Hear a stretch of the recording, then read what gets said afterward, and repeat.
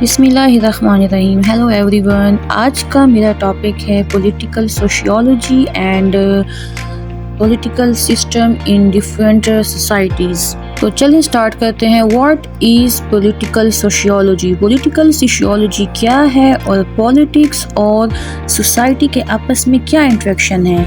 इसकी डेफिनेशन है, it refers to the power, politics, governance within the society, for example voting, movement, political competition among classes and political attitude. इसका मतलब है जो politics होती है, जो पावर होती है, जो गवर्नेंस होती है, जो पॉलिटिकल सिस्टम होता है सोसाइटी के अंदर, जैसे कि वोटिंग हो गया, प्रोटेस्ट वगैरह हो गया, पॉलिटिकल कॉम्पिटिशन्स हो गए, ये एक सोसाइटी में अगर मौजूद हों तो इन दोनों के रिलेशन को कहते हैं पॉलिटिकल सोशियोलॉजी। एक सोसाइटी के अंदर पॉलिटिक्स जो कि वोटिंग है, मूवमेंट है, ये तमाम चीज़ें जो है इनको दोनों फैक्टर्स को मिला के पॉलिटिक्स और सोसाइटी को मिला के बनता है पॉलिटिकल सोशियोलॉजी। अब अगर मेन रोल देखा जाए तो many important people like Comte, Spencer, Durkheim, Marx and Weber played a big role in shaping political sociology, but it was mainly Marx and Weber whose ideas really laid the groundwork for making political sociology its own field of study.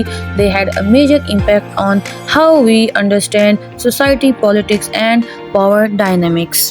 इसका मतलब है कि बहुत से important scholars ने political sociology में बहुत अहम किरदार अदा किया है, लेकिन जो दो बहुत इम्पोर्टेंट स्कॉलर्स हैं जो मार्क्स एंड वेबर हैं, जिन्होंने एक ग्राउंड वर्क दिया, जो कि एक ग्राउंड लेवल तक गए पॉलिटिकल सोशियोलॉजी, जिन्होंने सही हर चीज़, हर एस्पेक्ट बताया पॉलिटिकल सोशियोलॉजी में, सोसाइटी और पॉलिटिक्स का रिलेशन बताया।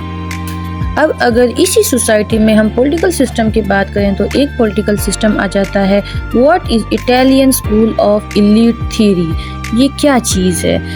तो ये इलीट थ्योरी जो है, इसकी डेफिनेशन ये है कि theory led by Pareto, Mosca and Michelis believe that power is held by a small group of elites who have authority in important economic and political institution। मतलब कि कुछ लोग, ठीक है, कुछ ग्रुप ऑफ elites जो कि wealthy people हैं, कुछ ग्रुप wealthy peoples का, जिनके पास सारी इकोनॉमिक एंड पॉलिटिकल जो अथॉरिटी है सोसाइटी की, वो उन्हीं के हैंड्स में है, वही रूल एंड रेगुलेशन करते हैं। All right. और दूसरा इसका पॉइंट है, these elites are different from the rest of society because they have a personal qualities like intelligence and skill. अब इस थ्योरी के मुताबिक ये कह रहे हैं कि इसीलिए in small group of elite के पास सारी इकोनॉमिक एंड पॉलिटिकल अथॉरिटीज़ हैं, क्योंकि इनके पास इनहेरेंट क्वालिटीज़ हैं, ये इंटेलिजेंट हैं और स्किलफुल हैं। तो इसीलिए ये इनका राइट है, ये स्मॉल ग्रुप ऑफ पीपल्स का, कि वो ये सब कुछ संभालें, ये निज़ाम सोसाइटी में। थर्ड पॉइंट है, this idea connects with political sociology because it look at how these elite groups influence society, politics and power dynamics with in the country. अब अगर ये देखा जाए कि ये पॉलिटिक्स और सोसाइटी के रिलेशन को मिला के अगर ये देखा जाए कि ये वाला पॉलिटिकल सिस्टम सोसाइटी पे क्या असर डालता है, तो वो ये असर डालता है कि ये डिपेंड करता है कि स्मॉल ग्रुप ऑफ इलीट्स पे, कि उनकी नेचर कैसी है, उनकी नर्चरिंग कैसी है, वो एक सोसाइटी को किस तरह से संभालते हैं, क्या वो अपना सेल्फ इंटरेस्ट प्रमोट करते हैं या वो कलेक्टिव इंटरेस्ट प्रमोट करते हैं। तो ये दोनों रिलेशन आपस में मिल के जो है पॉलिटिकल सोशियोलॉजी बनाते हैं, और ये एक one of the political system है एक सोसाइटी में। और ये जो गिवन पिक्चर है, ये आपको बता रहे हैं कि किस तरह एक ग्रुप ऑफ पीपल जो है बाकी तमाम सोसाइटी को, लोगों को संभालता है। इन पिक्चर से आपको मैसेज मिल रहा होगा कि किस तरह ये सिस्टम होता होगा। नेक्स्ट आ जाता है political system in pluralistic society.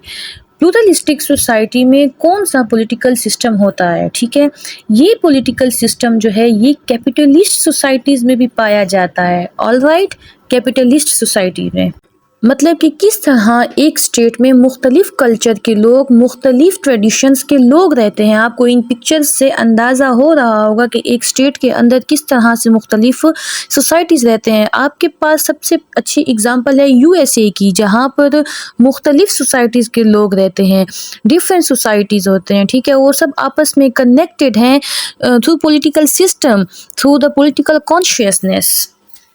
तो इसके डेफिनेशन पर चलते हैं। इससे पहले आप मेरे चैनल को सब्सक्राइब ज़रूर कर दीजिएगा। चलिए, तो इसका जो डेफिनेशन है वो है, in this view government acts as a middle man not controlled by any one group. Pluralistic democracy, people can participate and decisions are made through negotiation and compromise among these groups. Pluralistic thinks that more government involvement have reduced the control of the wealthy over politics. Capital is not just owned by a small elite anymore, it's spread out among many people and companies. This approach in political sociology look at how different groups interact and share power in society to shape political outcomes. अब इसमें ये कहा जा रहा है कि pluralistic society में कोई एक स्मॉल ग्रुप जो है वो कंट्रोल नहीं करता सोसाइटी के पॉलिटिकल सिस्टम को, बल्कि यहाँ पर जितने भी सोसाइटी वाले हैं सब मिलके इकट्ठे निगोशिएशन से, कॉम्प्रोमाइज से फैसला लेते हैं, डिसीजन लेते हैं और फिर उन लोगों के मुताबिक ही, जो उन सोसाइटीज़ के मुताबिक ही जो है वो पॉलिटिकल सिस्टम बनता है, वो पॉलिटिकल अथॉरिटी मतलब कि आती है। जैसे कि वोटिंग हो गया, सारे लोग मिलके आपस में वोट करते हैं और फिर किसी स्पेसिफिक बंदे को, अपने रिप्रेजेंटेटिव को अथॉरिटीज़ देते हैं।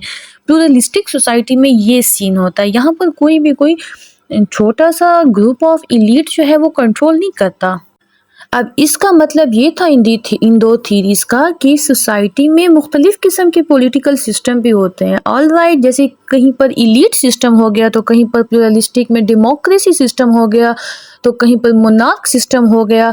तो पॉलिटिकल सोशियोलॉजी का मतलब यही है कि आप गवर्नमेंट और सोसाइटी के दरमियान रिलेशन को जो है वो पढ़ें, उस इंटरेक्शन को पढ़ें। यही है पॉलिटिकल सोशियोलॉजी के क्या रिलेशन है गवर्नमेंट और सोसाइटी के दरमियान। ये है आज का टॉपिक। सब्सक्राइब ज़रूर कर लीजिएगा, लाइक भी कीजिएगा और कमेंट वगैरह भी कर दीजिएगा। Thank you so much. अल्लाह हाफिज़, जज़ाकल्लाह।